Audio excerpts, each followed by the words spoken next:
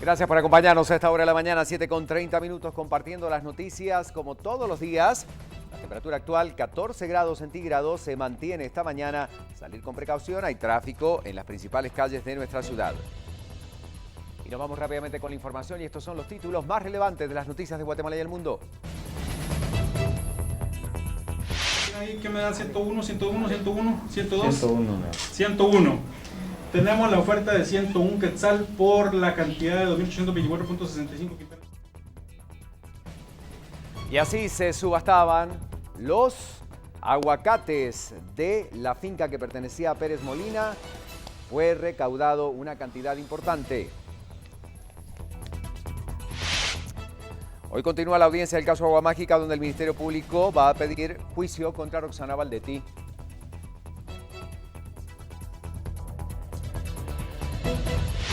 Presidente Jimmy. Con detalle qué empresas son las que han solicitado con nombre, con la misma reserva que existe, porque son solicitudes que están marcadas en la ley de información. Presidente Jimmy Morales exonera 11.5 millones de quetzales por multas y recargos tributarios a varias empresas privadas. Quetzales diarios, toda vez que la canasta básica de alimentos pasa ya a los 3.000 quetzales, ya casi redondeando los 4.000 quetzales mensuales. Sin acuerdo permanece la propuesta del salario mínimo para el próximo año entre el sector sindical y el empleador.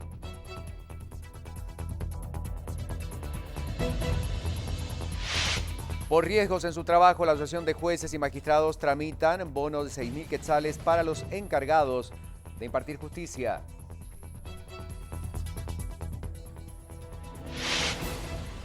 Y hablamos del presidente electo de Estados Unidos que se reúne con Bill Gates y la superestrella del rap, Kanye West. También seguimos hablando de lo que ocurre con la policía brasileña que se enfrenta a un grupo de manifestantes que protestaban por la aprobación de reforma de austeridad. Una noticia para celebrar. Ayer se entregaba el libro que incluye a las grandes marcas de Guatemala, Guatevisión, Prensa Libre y otras importantes empresas de nuestro país incluidas en este nuevo libro que muestra las mejores marcas de nuestro país.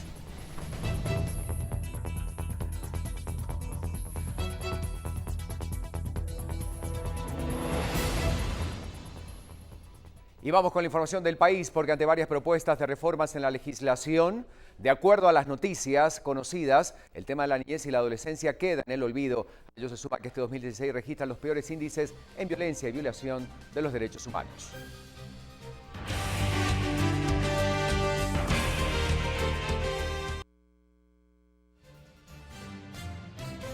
Con la información, con esta noticia que ya anticipamos.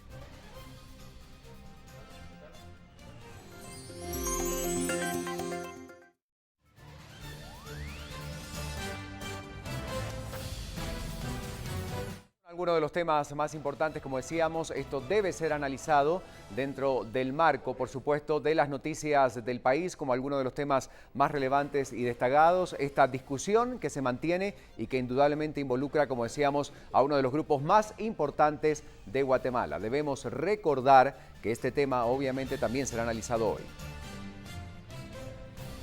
Fue uno de los peores años para la niñez y la adolescencia guatemalteca. Es la calificación que organizaciones a favor de la niñez han realizado en torno al trabajo que el Estado de Guatemala ha realizado. Además, ventilaron que los casos han sido peores y resaltaron lo sucedido con el albergue de Asunción, como también los embarazos, violaciones a derechos humanos, muertes de niños, como también los casos que se han ventilado en los órganos de justicia que han sido escasas. Además, indican de que los embarazos siguen siendo mayores que los años anteriores. Bueno, y con la entrega del denominado aguinaldo, los delincuentes se encuentran al acecho, por lo que a continuación damos algunas recomendaciones para evitar ser víctima de un robo y además poder destinar parte del monto al ahorro. 1. Sea discreto.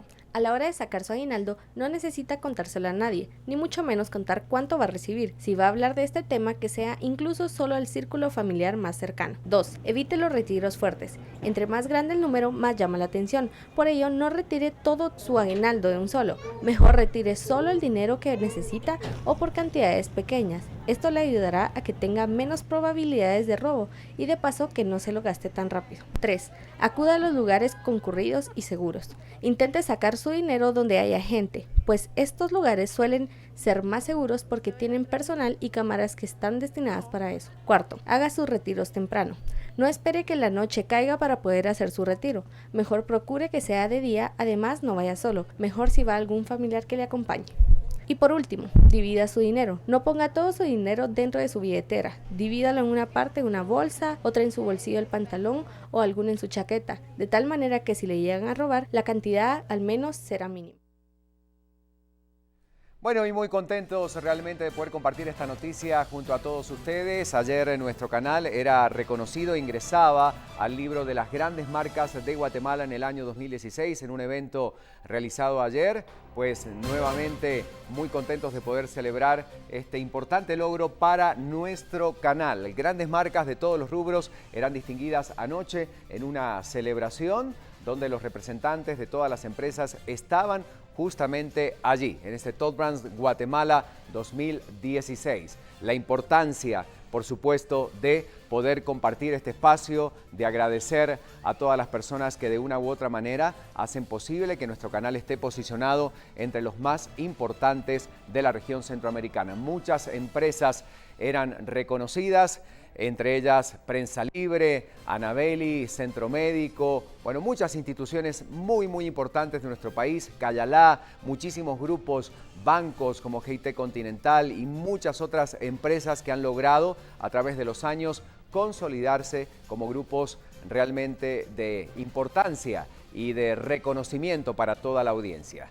Grupo Cerca organizaba a través de un consejo de consultores del marketing, de la publicidad, que después de hacer una exhaustiva evaluación de todas las marcas guatemaltecas, lograban entonces dar con estos resultados finales y ahí vemos cómo estas grandes marcas quedan integradas y conforman parte entonces de este libro donde está la historia que destaca y cuenta cómo estas empresas han destacado a lo largo de todos estos años. Una noche de gala, una noche de celebración importante, de reconocimiento. Ahí está nuestro gerente de mercadeo recibiendo de parte de toda la familia de Guatevisión, también el gerente de mercadeo de Prensa Libre, haciendo lo respectivo y recibiendo este reconocimiento dentro de las grandes marcas de nuestro país. Así que felicitaciones a todos los que recibían este importante reconocimiento, también Seguros Universales, bueno, muchas empresas de primer nivel de nuestro país.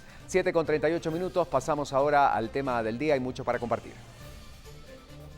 Ricardo, y bien lo acaba de mencionar, ha sido un año difícil para la niñez de nuestro país. Hablamos este día haciendo ya los resúmenes del fin de año, el fin del 2016, sobre los aciertos y los desaciertos que se han dado en cuanto a la niñez guatemalteca. Como mencionamos, un año difícil según las cifras, según los analistas, y vamos a tratar de entender por qué a continuación con la licenciada Rosy Palma, es directora de Desarrollo del Refugio de la Niñez. Rosy, muy buenos días y gracias por estar aquí con nosotros. Buenos días, muchas gracias por la invitación. A ti por estar acá. Un año difícil acabábamos de escuchar para la niñez de Guatemala. Siempre hablamos de lo difícil que es para la niñez, de quizá el poco avance que se hace para protegerla, para darle precisamente cumplir esos derechos más bien que tiene la niñez en nuestro país. Pero este año en especial, ¿por qué lo ven ustedes tan difícil? Bueno, efectivamente, la niñez y la adolescencia sigue siendo un grupo vulnerable y pues el año 2016 ha sido un año en que muchos niños, niñas y adolescentes han sufrido violación a sus derechos humanos.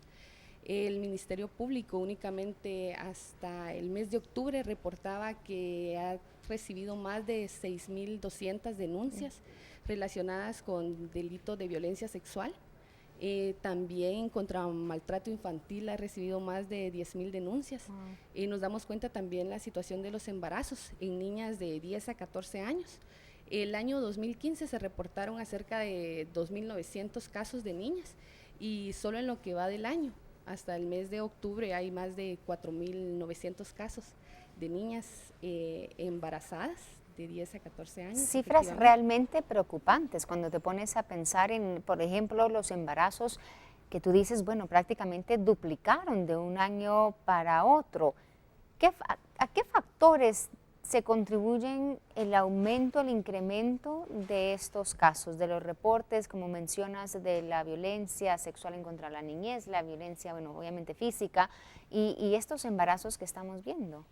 Bueno, pues hay causas estructurales como la pobreza principalmente, ¿verdad? Pues los estudios han demostrado que del 23% de la población que vive en situación de extrema pobreza, de ellos son un 46.9% niños de 0 a 15 años. Entonces significa que hay un mayor grado de vulnerabilidad en ellos principalmente.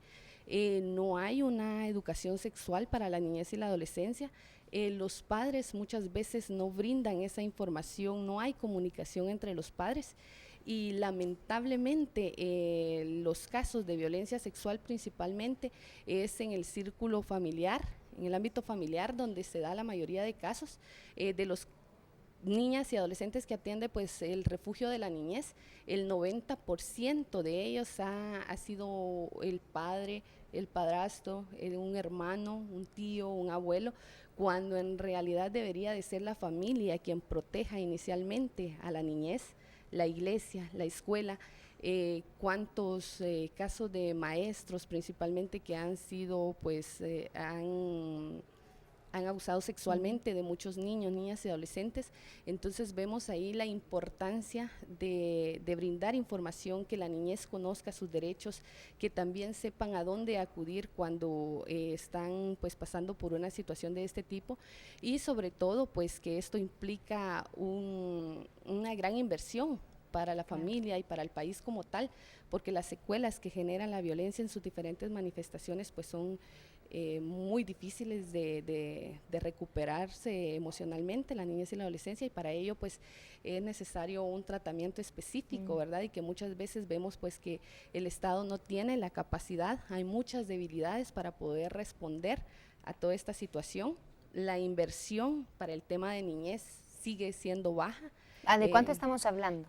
Pues el informe de la ODA sobre derechos de la niñez y la adolescencia refleja que es un 5 quetzales con 30 centavos los que el país invierte diariamente para la niñez. Para poner en contexto esta cifra, porque escuchamos, bueno, el gobierno invierte 5 quetzales aproximadamente para la niñez, pero para poner en contexto y para que las personas en casa puedan entender a qué se traducen estos 5 quetzales, o sea, cuéntanos precisamente a qué se dirigen, en qué ayudan estos 5 quetzales y quizá de cuánto estamos hablando que debería ser para realmente dar una atención integral a la niñez de Guatemala.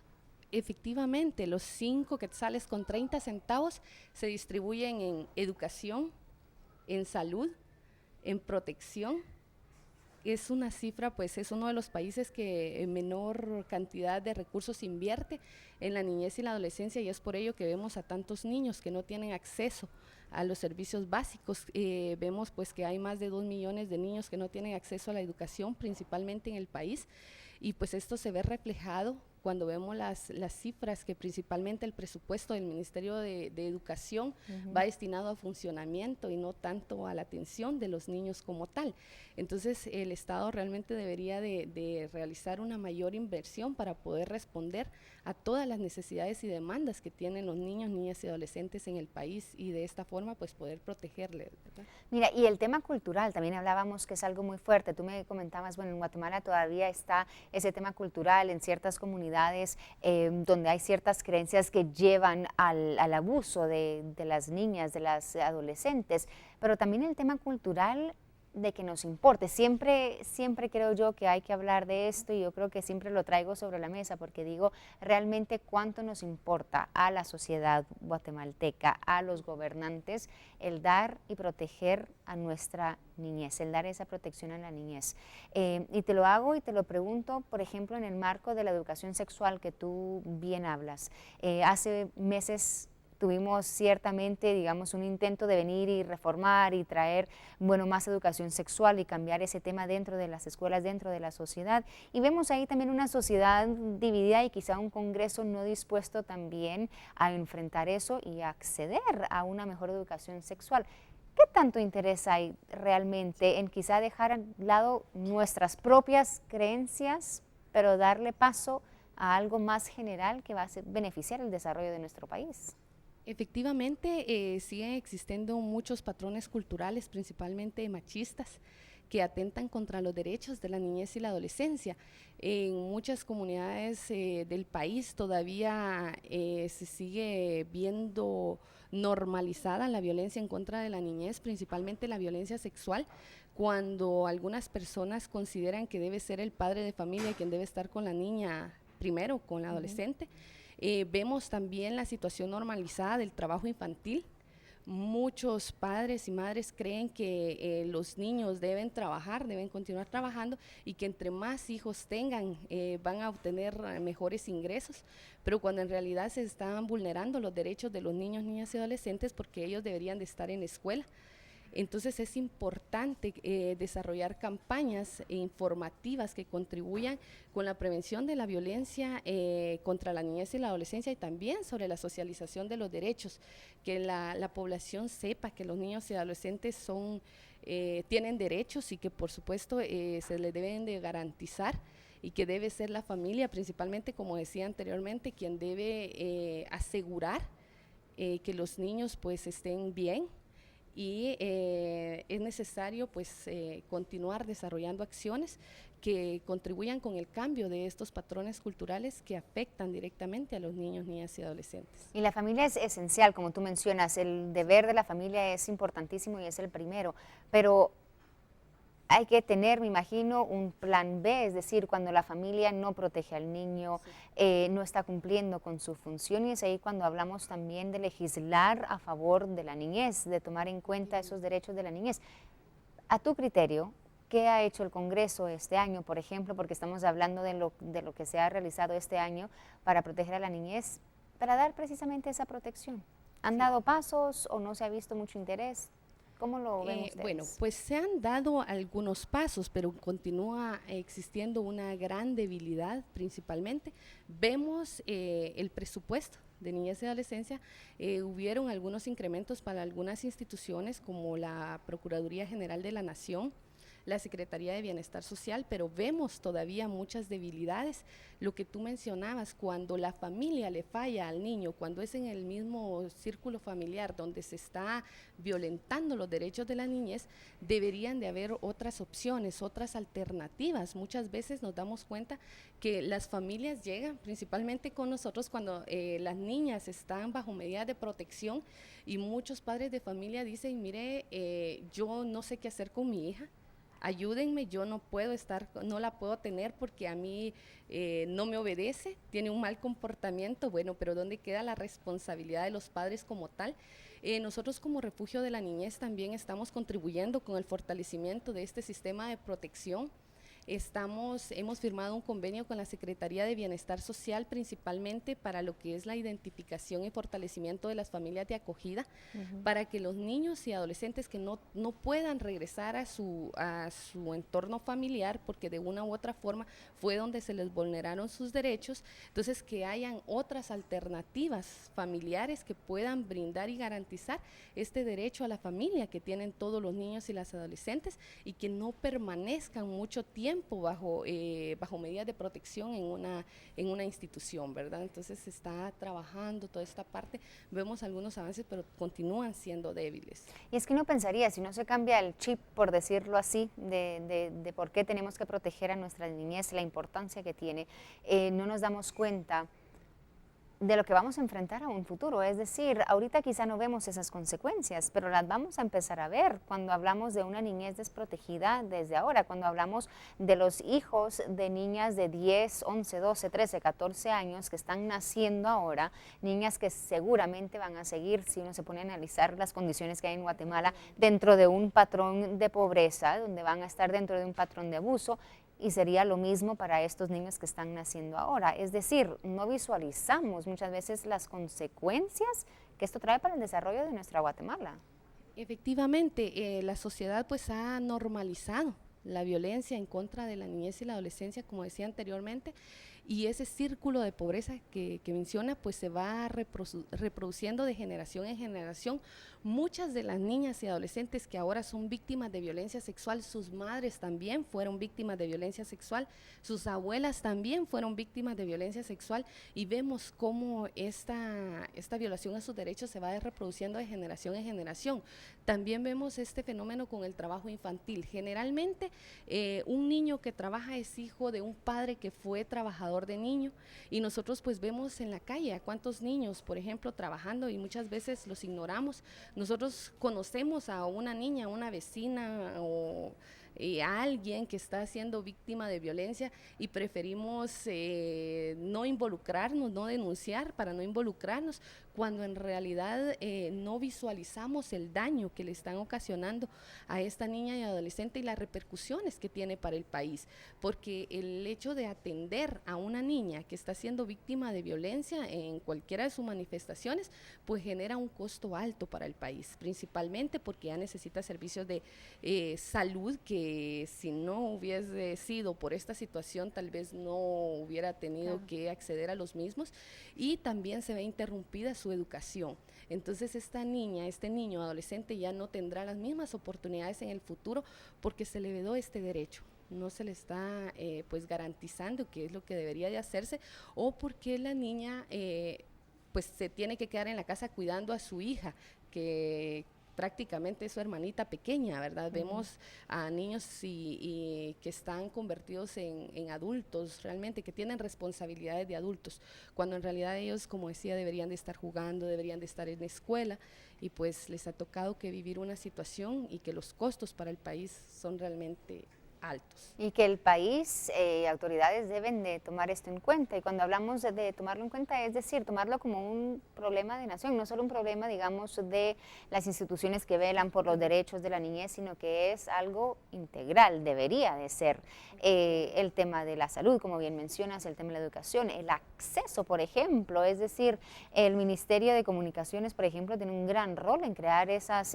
carreteras, en crear ese acceso a las escuelas, estamos hablando de infraestructura adecuada, es decir, encontrar una solución integral, pero no se ve realmente esa comunión o ese interés interinstitucional para poder llegar a eso.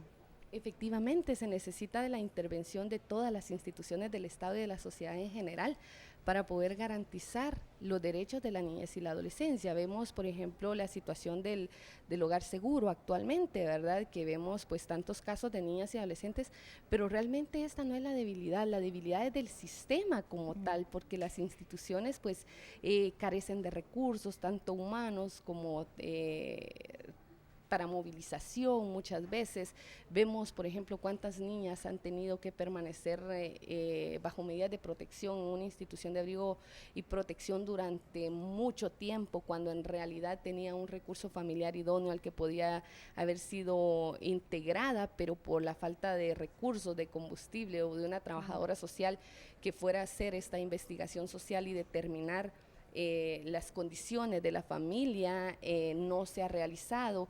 Como usted mencionaba, cuántos niños no tienen acceso a la educación porque también se encuentran a largas distancias de sus comunidades, los niños se ponen en riesgo cuando van a la escuela, y pues es preferible no asistir porque invierten mucho tiempo, cuando la familia no tiene recursos para comprar los útiles escolares que el niño o la niña necesita para ir a la escuela.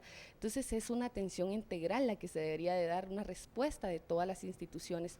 Cada una tiene su parte de responsabilidad frente a la situación, y la sociedad también, ¿verdad? ¿Qué hacemos cuando vemos que un niño o una niña es víctima de violencia? Muchas veces lo señalamos o únicamente evidenciamos la situación sin conocer las causas que generó pues la violación a sus derechos humanos. Y es ahí donde una vez más cae, como tú mencionas, al sistema y cómo corregir un sistema que se ha venido, bueno, degradando realmente a lo largo de los años, porque hablamos de la niñez y la falta de protección, caemos al sistema, hablando de, por ejemplo, las extorsiones, los asaltos, caemos nuevamente al sistema que realmente es el que necesita corregirse, y es donde uno se pregunta dónde están esas acciones, dónde está ese interés de realmente cambiar un sistema que evidentemente no está dando lo mejor para nuestro país.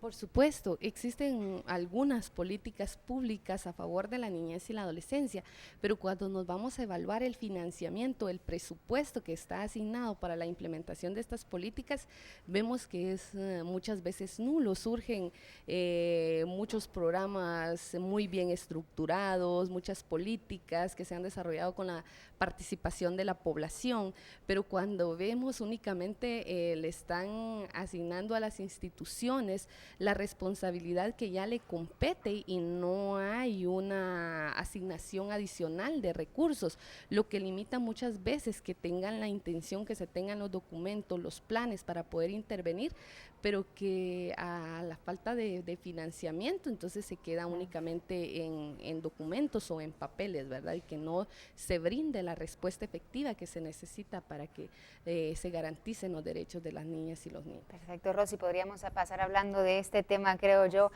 por mucho más tiempo, porque como decimos, un tema lleva a otro y así es, ¿verdad?